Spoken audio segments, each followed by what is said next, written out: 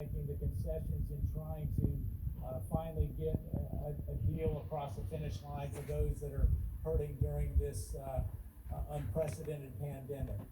You said earlier that if there's not a deal with the Democrats by Friday, there won't be a deal at all. Are you really willing to tell millions of Americans who are struggling right now that there won't be a deal and they will either not be able to pay the rent, they'll be homeless, or they'll be forced to look for food and go to places simply to get free food?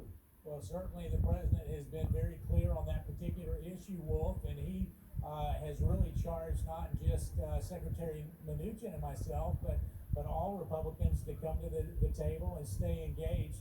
But what I'm saying is by Friday, if we haven't made significant progress and we're just too far apart, the president's prepared to take executive action. And on those two items that you're talking about, making sure that eviction protection is done, he will do that with through executive action, making sure that those enhanced unemployment payments that stopped because Democrats refused to say yes just a few days ago.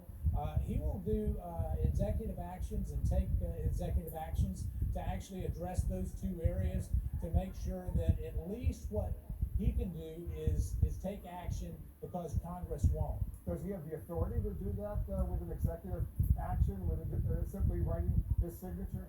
Well, we've been looking very closely at that with legal counsel and getting opinions on that. And because of some of the flexibility we have from the previous CARES Act, as well as the executive privilege that the president enjoys broadly, we believe that we can address those two things.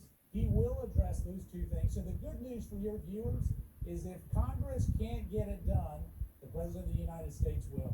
All right, let's turn to the coronavirus pandemic, which seems to be getting worse by the day here in the United States. A source, as you just heard,